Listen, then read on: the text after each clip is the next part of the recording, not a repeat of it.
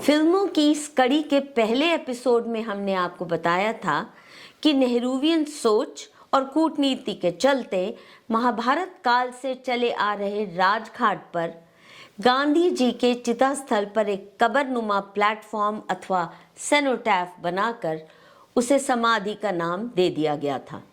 ऋषि वेदव्यास द्वारा रचित ऐतिहासिक ग्रंथ महाभारत में इस बात का विस्तार पूर्वक वर्णन है कि इंद्रप्रस्थ नाम की भव्य राजधानी को महाअवतार श्री कृष्ण ने अपनी निजी देखरेख में बनवाया था। पिछले एपिसोड में हमने ये भी सवाल उठाया था कि क्या जवाहरलाल नेहरू इंद्रप्रस्थ के इतिहास के बारे में इतने अज्ञानी थे जो गांधी जी के अंतिम संस्कार के लिए उन्होंने पुरातन काल से चले आ रहे निगमबोध घाट नामक मरघट की बजाय सम्राट युधिष्ठिर द्वारा किए महायज्ञ के स्थान को चुना। निगमबोध घाट राजघाट से केवल 2 मील की दूरी पर स्थित है और फिर नेहरू सरकार ने गांधी के चिता स्थल को समाधि का नाम देकर एक इंटरनेशनल टूरिस्ट स्पॉट के रूप में प्रमोट करना शुरू कर दिया। सनातन धर्म और उससे उत्पन्न सभी पंथों में समाधि का अर्थ इन शब्दों में बताया जाता है: ध्यान की उच्च अवस्था जिसमें आत्मा का परमात्मा से मिलन संभव हो। हिंदू धर्म में ध्यान और समाधि की अवस्था वैदिक ज्ञान परंपरा की आधारशिला रही है। ये दोनों शब्द एक विशेष आध्यात्मिक अवस्था के लिए प्रयोग में लाए जाते हैं। इनका उपयोग किसी चिता स्थल के लिए करना बिल्कुल उपयुक्त नहीं है। हालांकि आधुनिक कहलाए जाने वाले भारत में ऐसा होने लगा है। यही नहीं, चिता स्थल पर कबरनुमा स्ट्रक्चर बनाकर उसे पूजनीय स्थान अथवा टूरिस्ट साइट के रूप में मार्केटिंग करने की जो नई कुप्रथा नेहरू सरकार ने शुरू की, वह हिंदू मान्यताओं और सनातन परंपराओं को छिन्न भिन्न करती है। सनातन धर्म में महान आत्माओं के जन्म स्थान को पूजनीय माना जाता है, मृत्यु स्थल को नहीं। मैकॉले पुत्र नेहरू ने शायद ये सोचकर गांधी जी का कबरनुमा स्मृति स्थल बनवाया क्योंकि वे ईसाई और इस्लामी तौर तरीकों के मुरीद थे और उन्हें हिंदू संस्कृति और धर्म से काफी चिढ़ थी। शायद इसीलिए उन्हें हिंदुओं के सीधे साधे शमशानों की अपेक्षा सुंदरता से लैंडस्केप्ड किए वेस्टमिंस्टर एबी जैसे ईसाई कब्रिस्तान ज्यादा अपील करते होंगे।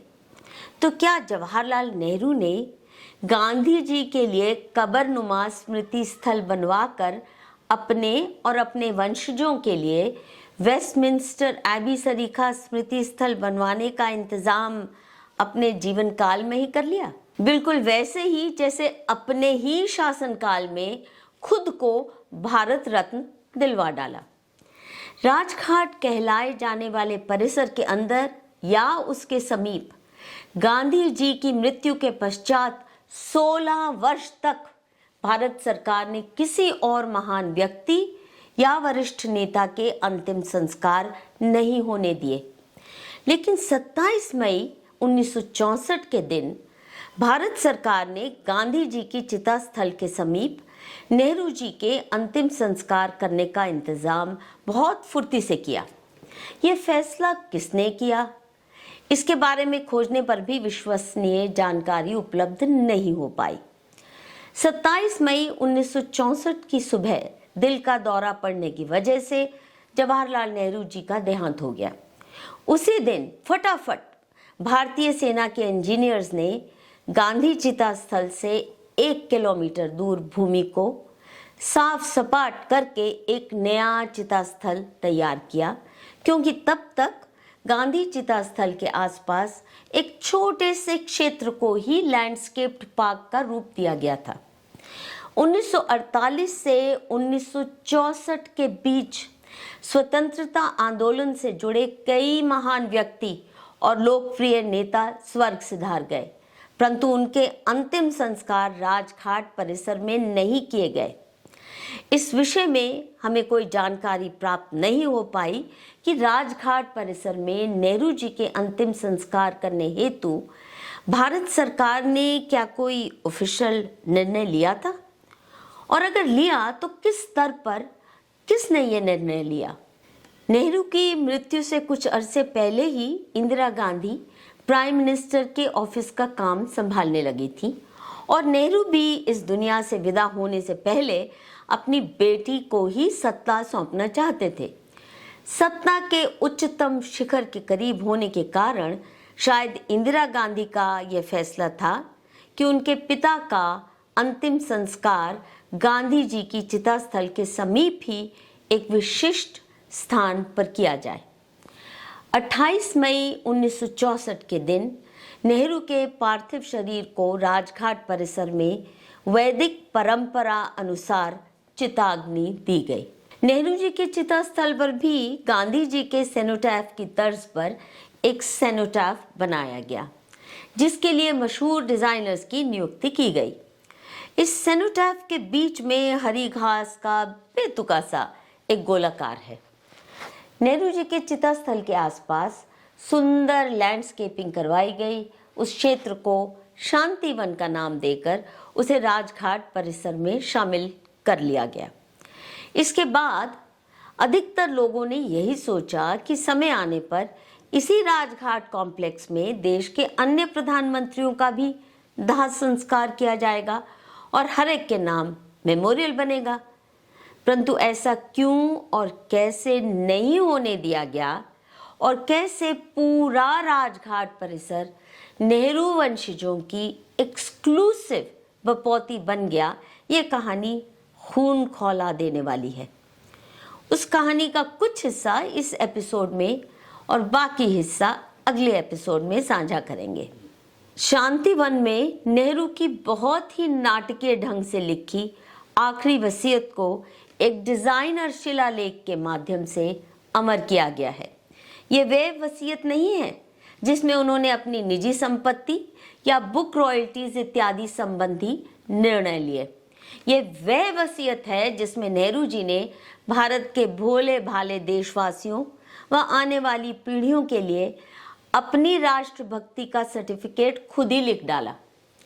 इस राजनैतिक वसीयत में लिखा है कि उनके लिए कोई भी धार्मिक अनुष्ठान न किया जाए, क्योंकि वे इन रीतियों में विश्वास ही नहीं करते।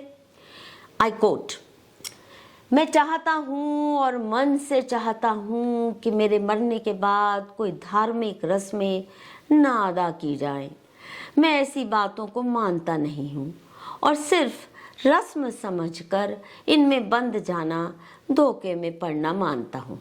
इससे साफ जाहिर होता है कि नेहरू केवल नाम के हिंदू थे, लेकिन जानबूझकर अपने नाम के आगे पंडित लगाते रहे, जबकि पंडिताई तो बहुत दूर, वे हिंदू धर्म की बुनियादी मान्यताओं इत्यादि में भी विश्वास नहीं रखते थे।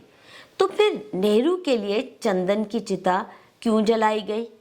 उस पर देसी घी व हवन सामग्री की क्या जरूरत थी? एक नहीं, चार ब्राह्मणों से चिताग्नि के समय वैदिक मंत्र क्यों चैंट करवाए गए? ये सब तो हिंदू धर्म से जुड़ी अहम रीतियां हैं। उसके अलावा चिता स्थल पर कबरनुमा प्लेटफॉर्म क्यों बनाया गया? जब रिचुअलिज्म पसंद नहीं तो उनके चिता स्थल पे मेमोरियल बनाने की क्या आवश्यकता थी? नेहरू के जन्म दिवस को बाल दिवस के रूप में मनाना तो समझ में आता है। हालांकि भारत के बच्चों के लिए उन्होंने कोई याद रखने लायक काम नहीं किया, परंतु गांधी चिता स्थल की तरह नेहरू के चिता स्थल पर हर वर्ष उनके जन्म व मृत्यु दिवस पर मीडिया के कैमरों के समक्ष कांग्रेस के वरिष्ठ नेताओं द्वारा श्रद्धांजलि देना क्यों लाजमी बना दिया गया? नेहरू ने यह इच्छा भी लिखित रूप में व्यक्त की थी कि उनकी राख और अस्थियों के एक हिस्से को गंगा में बहा दिया जाए और बाकी हिस्सा हेलीकॉप्टर के माध्यम से किसानों के खेतों में बिखेर दिया जाए, ताकि वे भारत की मिट्टी में मिल जाए और उसी का अंग बन जाए। ये तो भारत के किसानों के साथ भद्दा मजाक ही कहा जाएगा, क्योंकि नेहरू की सोवियत स्टाइल समाजवादी नीतियों के चलते किसानों के साथ जितना अन्याय हुआ उतना किसी और सरकार ने नहीं किया। इसलिए किसानों के प्रति ये प्रेम बहुत ही फरेबी लगता है। किसानों के प्रति इस ढोंगी प्रेम से ज़्यादा उस समय भी ये बात देश के किसानों को इसलिए भद्दी लगी क्योंकि हिंदू समाज में किसी के सर पे राख डालना बहुत बड़ा अपशकुन माना जाता है। आज भी पंजाब में किसी को दिल से श्राप देना हो तो लोग कहते हैं स्वा पे तेरे सिर विच। इसीलिए तब भी देश में किसानों का खून खौल गया था कि जाते जाते भी नेहरू हमारे सिर पे स्वा यानी राख डाल गया। गांधी जी की वीडियो के जवाब में तो एक दर्शक ने अपने दादाजी का हवाला देते हुए हूबहू यही बात हमसे साझी की। जब नेहरू मरा था उसकी वसीयत के अनुसार उसकी अस्थियां व राख विमानों द्वारा भारत के ऊपर छिड़क दिया गया था। मेरे दादा मजाक मजाक में खूब गालियां देते थे कि हमारे सिर पर स्वा डाल दी और उसके बाद भारत में अकाल और भुखमरी की स्थिति आ गई थी। पंजाब में सिर पर स्वा श्राप या गाली समझा जाता है। अब ये भी जान लीजिए कि नेहरू की अर्थी और अस्थियों को लेकर कैसे कैसे खर्चीले रिचुअल्स भारत सरकार को अदा करने पड़े। 28 मई के दिन नेहरू जी की अर्थी को उनके चिता स्थल तक ले जाने हेतु इंडियन आर्मी, नेवी और एयरफोर्स के 60 अफसरों का सुरक्षित घेरा था।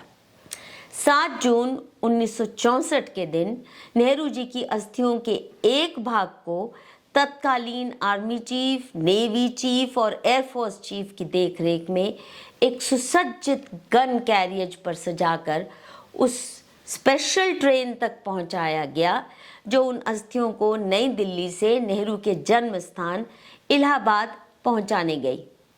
इलाहाबाद स्टेशन से इन अस्थियों को भारी भरकम मोटरकेड के साथ आनंद भवन ले जाया गया। वहां से अस्थियों के एक हिस्से को अनेकों मीडिया कर्मियों, अनगिनत राजनेताओं, सेना के उच्च अफसरों, जाने माने डिग्निटरीज और आर्मी ब्रास बैंड के साथ बड़े तामझाम से गंगा नदी के मध्य में ले जाया गया।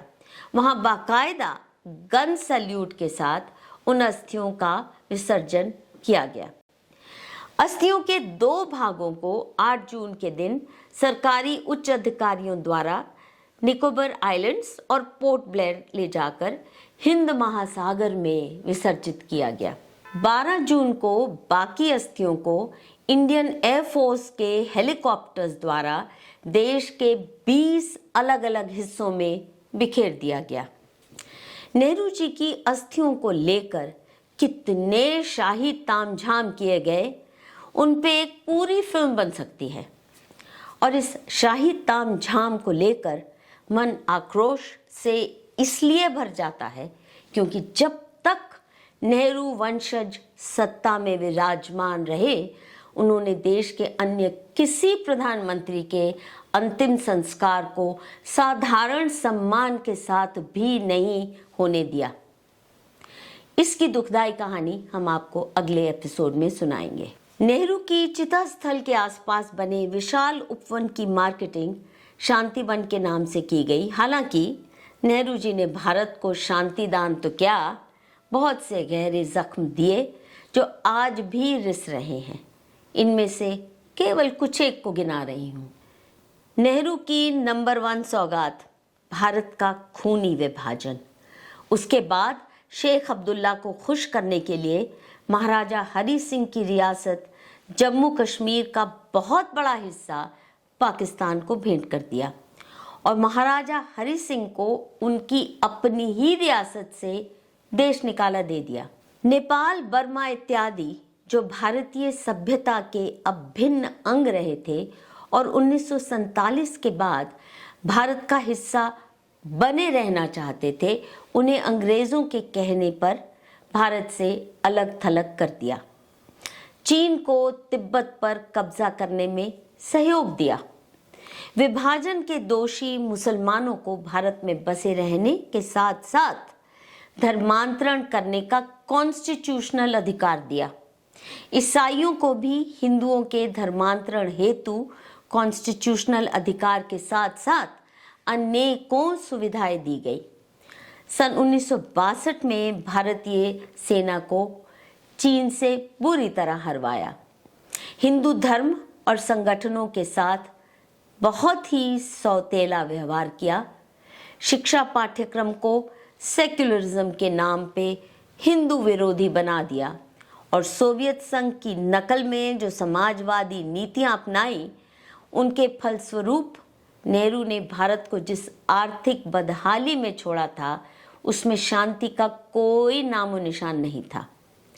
प्रधानमंत्री की कुर्सी को लेकर नेहरू जी और उनके वंशजों ने जो कुचक्र चलाया, उस कहानी से तो आज बहुत से देशवासी परिचित हैं। परंतु नेहरू वंशजों ने राजघाट को अपने परिवार की बपौती बनाने का षड्यंत्र कैसे चलाया, उसकी कहानी बहुत कम लोग जानते हैं। उदाहरणतः नेहरू के पहले सन 1950 में सरदार पटेल जैसे जनप्रिय नेता का निधन हुआ। सन 1963 में भारत के प्रथम राष्ट्रपति डॉक्टर राजेंद्र प्रसाद की मृत्यु हुई। सन 1966 में लाल बहादुर शास्त्री जी का निधन हुआ। भारत के द्वितीय राष्ट्रपति डॉक्टर सर्वपल्ली राधाकृष्णन की मृत्यु सन 1975 में हुई। इनमें से किसी के अंतिम संस्कार राजघाट परिसर में नहीं किए गए। लेकिन 23 जून 1980 के दिन जब नेहरू के दोहते और इंदिरा गांधी के पुत्र संजय गांधी की मृत्यु दिल्ली फ्लाइंग क्लब के प्लेन क्रैश की वजह से हुई, जिसे वह स्वयं ही उड़ा रहे थे, तो न जाने कैसे तुरंत ये फैसला ले लिया गया कि संजय गांधी को राजघाट परिसर में ही चिताग्नि दी जाएगी, बावजूद इसके कि संजय गांधी प्रधानमंत्री बनने से पहले ही चल बसे थे। अपनी मृत्यु के समय संजय केवल लोकसभा के सदस्य थे, लेकिन फिर भी राजघाट के विशिष्ट परिसर में उनके अंतिम संस्कार किए गए और उनकी स्मृति में एक शिला खड़ी कर दी गई, जिससे ये साफ संदेश दिया गया कि ये सैकड़ों एकड़ जमीन के घेरे में बना राजघाट नेहरू के वंशजों का निजी शमशान घाट बन चुका है। संजय गांधी की मृत्यु के उपरांत भारत के चौथे राष्ट्रपति श्री वी गिरी का देहांत हुआ। उनका अंतिम संस्कार भी राजघाट में नहीं किया गया। नेहरू वंशजों का राजघाट पर एकाधिकार बरकरार करने हेतु 31 अक्टूबर 1984 को इंदिरा गांधी की मृत्यु उपरांत राजघाट परिसर में ही उन्हें भी चिताग्नि दी गई। इंदिरा गांधी जी की मृत्यु कोई साधारण कारणों से नहीं हुई थी। सिख पंथ से जुड़े उन्हीं के 2 सुरक्षा कर्मियों ने इंदिरा जी की गोलियों से भूनकर इसलिए हत्या कर दी क्योंकि उन्होंने सिखों के श्रद्धा केंद्र गोल्डन टेम्पल पर भारतीय सेना द्वारा हमला करवाया था, जिसे ऑपरेशन ब्लू स्टार का नाम दिया गया। उस ऑपरेशन के दौरान गोल्डन टेम्पल को भारी क्षति पहुंची। इससे पूरे सिख समुदाय में भयंकर आक्रोश फैल गया। यहाँ तक कि भारतीय सेना के कुछ एक सिख अफसर तो त्याग पत्र देकर भारत सरकार के विरुद्ध खड़े हो गए। उस आक्रोश की चिंगारियां आज भी शोले बनकर हमारे देश को झुलसा रही हैं। कहने को तो ऑपरेशन ब्लू स्टार का मकसद था कि गोल्डन टेम्पल को भिंडरांवाले की टेररिस्ट ब्रिगेड्स की दहशत से मुक्त करवाना, लेकिन हम ये कैसे भूलें कि इंदिरा जी ने पंजाब में अकालियों की जड़ें काटने हेतु और गुरुद्वारों में कांग्रेस की पैठ मजबूत करने हेतु ज्ञानी जैल सिंह की मदद से भिंडरांवाले को प्रॉप अप किया था। कांग्रेस पार्टी की पेट्रोनेज के चलते भिंडरांवाले द्वारा चलाए आतंकवाद के आगे अधिकतर अकाली नेताओं ने घुटने टेक दिए। लेकिन अकाली दल के जिम्मेदार नेताओं को हाशिए पर धकेलने के बाद भिंडरावाले ने पाकिस्तान की तर्ज पर खालिस्तान की मांग को लेकर इंदिरा सरकार के खिलाफ ही जंग छेड़ दी, जिसमें हजारों मासूम मारे गए। उस दौरान पंजाब पुलिस, भारतीय सेना और आंतरिक सुरक्षा बलों को बहुत क्षति पहुंची। ऑपरेशन ब्लू स्टार का सबसे घातक परिणाम यह था कि सिख संप्रदाय और हिंदू समाज के बीच अविश्वास की एक बड़ी भारी भरकम दीवार उठ खड़ी हुई, जो आज तक टूट नहीं पाई। इंदिरा गांधी की हत्या के प्रतिरोध में 31 अक्टूबर के दिन से ही दिल्ली समेत उत्तर भारत के बहुत से शहरों में कांग्रेस पार्टी के नेताओं ने हजारों सिखों का बेरहमी से कत्लेआम करवाया, जिससे खालिस्तानी अलगाववाद को और भी बढ़ावा मिला। दुनिया भर के मीडिया ने इस नरसंहार को हिंदू समाज के मत्थे मर डाला। हालांकि ये दंगे राजीव गांधी की देखरेख में कांग्रेस के दिग्गज नेताओं ने करवाए थे। आज 40 वर्ष बाद भी इंदिरा जी के इन दुष्कर्मों की वजह से पंजाब में खालिस्तान की मांग को लेकर सिख अलगाववाद मजबूत होता दिख रहा है। इंदिरा गांधी की चिता भी राजघाट परिसर में हिंदू रीति रिवाजों के साथ नेहरू के शांतिवन के समीप जलाई गई, लेकिन इंदिरा गांधी के चिता स्थल पे कब्रनुमा स्ट्रक्चर बनाने की बजाय करोड़ों रुपए का खर्चा उठा के एक दुर्लभ किस्म के पत्थर की चट्टान खड़ी कर दी गई। इसको उड़ीसा की दूर दराज खदानों से बहुत शिद्दत से ढूंढने का काम जियोलॉजिकल सर्वे ऑफ इंडिया और स्टील अथॉरिटी ऑफ इंडिया के अफसरों को दिया गया था, और उस चट्टान को दिल्ली तक पहुंचाने के लिए स्पेशल ट्रेन और अनेकों तामझाम करने पड़े। इंदिरा जी के चिता स्थल पर भी उनकी जन्म तिथि 19 नवंबर और मृत्यु दिवस 31 अक्टूबर के दिन यह देखने कि उनकी प्रार्थना सभा में कौन आया और कौन नहीं, दर्जनों मीडिया कर्मी कैमरे लेकर खड़े रहते हैं। किसी हुक्मरान की स्मृति में एक चट्टान खड़ी करके उसे समाधि की उपाधि देकर वहां प्रार्थना सभाएं आयोजित करना मेरी दृष्टि में उतना ही बेतुका है जितना किसी की चिता स्थल पे कब्रनुमा प्लेटफॉर्म बनाकर उसे पूजनीय स्थल बनाना। उस चट्टान से करीब 100 फुट दूरी पर कुछ बेतुकी सी डिजाइनर दीवारें खड़ी करके उन पर इंदिरा जी के स्तुति गान किए गए हैं।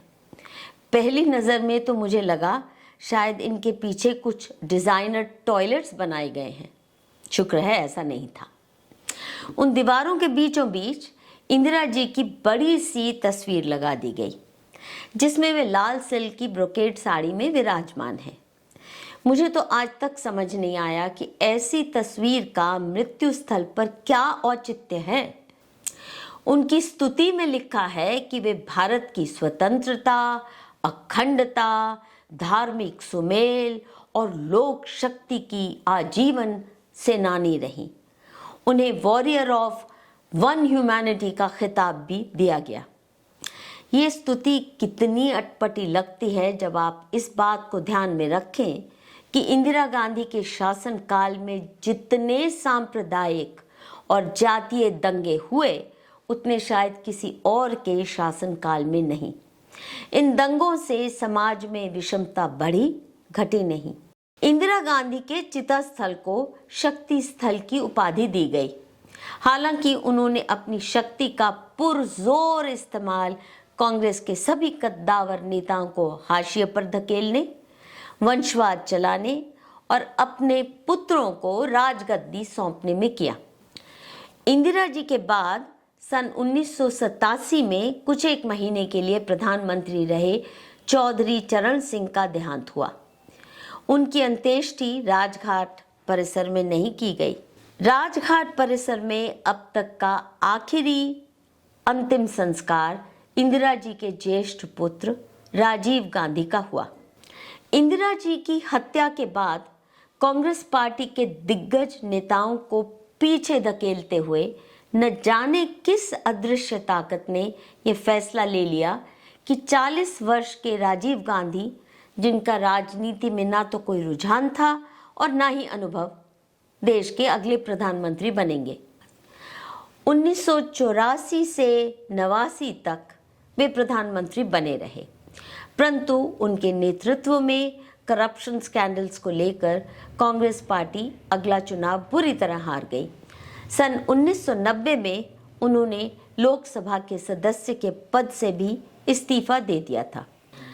21 मई 1991 के दिन तमिलनाडु के श्री पेरुम्बदूर नामक शहर में राजीव गांधी की बहुत हिंसात्मक तरीके से हत्या कर दी गई।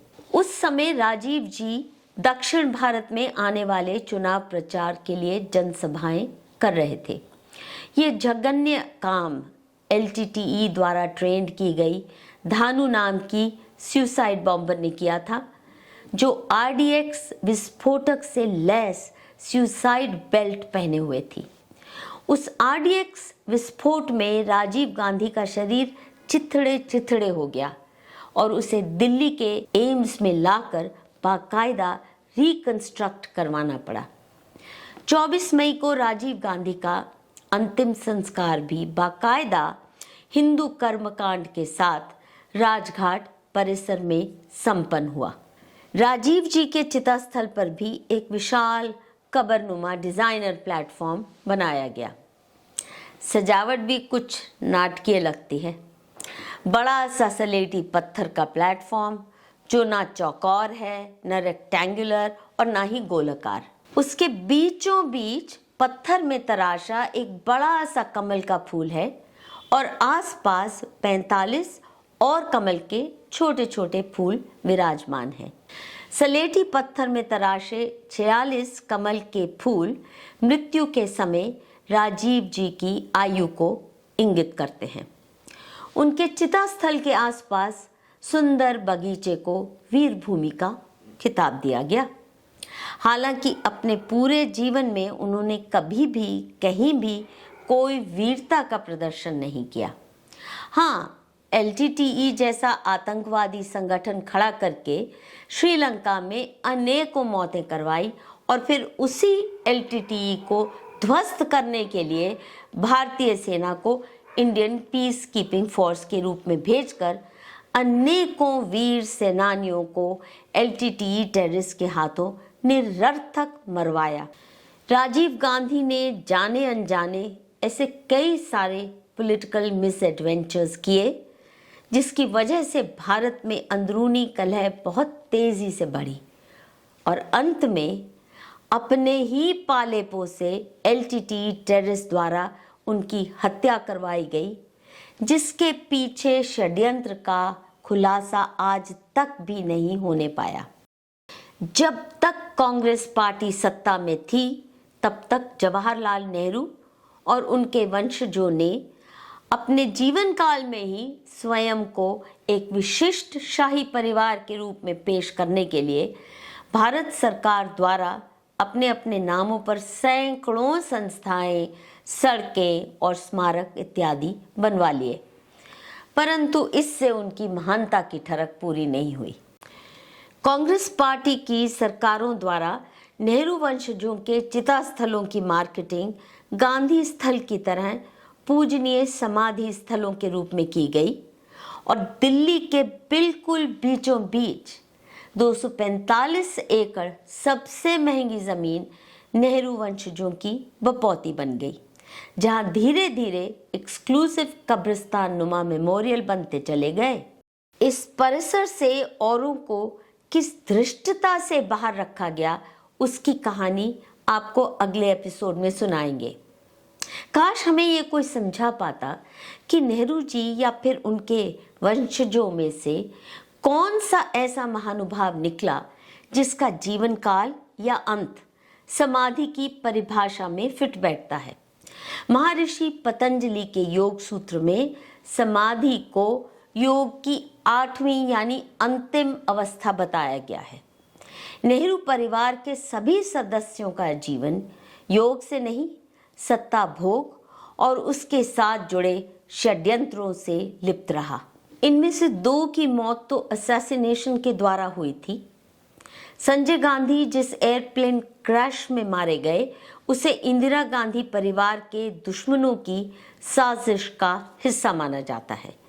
ऐसी भयानक मौतों के शिकार व्यक्तियों के चिता स्थलों को समाधि नाम से कैसे प्रतिष्ठित किया जा सकता है? सवाल ये भी उठता है कि जब इन सब महानुभावों के अंतिम संस्कार वैदिक परंपरा के अनुसार किए गए, तो इन कबरनुमा स्ट्रक्चर्स अथवा सेनोटैफ्स का क्या औचित्य है? हिंदू समाज मृत शरीरों को इसलिए अग्नि के हवाले करता है ताकि जिन 5 तत्वों से मानव शरीर बना, पृथ्वी, जल, अग्नि, वायु और आकाश, वह मौत के बाद उन्हीं 5 तत्वों में विलीन हो जाए। चिता स्थलों पर कब्रिस्तान नुमा स्मृति स्थल बनाना भारतीय मान्यताओं के अनुसार असुरी और दुर्जन माना जाएगा, विशेषकर इसलिए क्योंकि ये काम महाभारत काल के राजघाट की पुरातन पहचान मिटाने के लिए किया गया लगता है। ऐसे कुचक्रों के चलते अधिकतर हिंदू महाभारत काल के राजघाट को पूरी तरह भूल चुके हैं। पांडवों की भव्य राजधानी इंद्रप्रस्थ में, जो 11वीं शताब्दी के बाद से दिल्ली के नाम से जानी गई, कई कीर्तिमान सम्राटों ने राज किया। यदि हमें इतिहास के उन गौरवशाली साक्ष्यों को जुटाना है तो इंद्रप्रस्थ क्षेत्र की आर्कियोलॉजिकल खुदाई का व्यापक इंतजाम करना होगा। परंतु एएसआई को जैसे ही महाभारत काल अथवा हिंदू सभ्यता से जुड़े अवशेष मिलने लगते हैं, तो हमारे देश में पनप रही भारत विरोधी ताकतें आर्कियोलॉजिकल अध्ययन को शातिरता से रुकवा देती हैं। अभी तक की आर्कियोलॉजिकल खुदाई पुराना किला क्षेत्र तक सीमित रही है।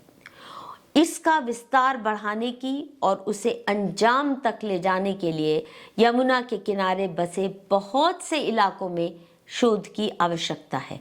महाभारत काल के अवशेषों के माध्यम से हमें उस गौरवशाली युग की अहम जानकारी मिल सकती है और उन सब का मुंह बंद किया जा सकता है जो महाभारत ग्रंथ को माइथोलॉजी का निम्न दर्जा देकर प्राचीन भारतीय सभ्यता से हमारा रिश्ता तोड़ना चाहते हैं, ताकि हम इस्लामी आक्रांताओं को अपना रहनुमा मानकर भारत का बढ़ता इस्लामीकरण सहज ही स्वीकार लें।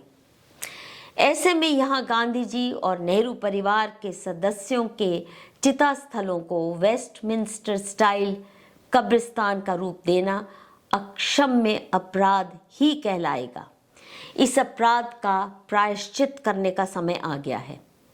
आइए हम सब मिलकर भारत सरकार से ये मांग करें कि राजघाट पर बने कब्रिस्तान नुमा स्मृति स्थलों को हटा दिया जाए और पूरे इंद्रप्रस्थ क्षेत्र की आर्कियोलॉजिकल एक्सकवेशन को विस्तार पूर्वक किया जाए, ताकि हिंदू सभ्यता को लेकर फेक नैरेटिव चलाने वाली और उसके अवशेष तक नष्ट करने वाली ताकतों का पुरजोर मुकाबला हम कर सकें।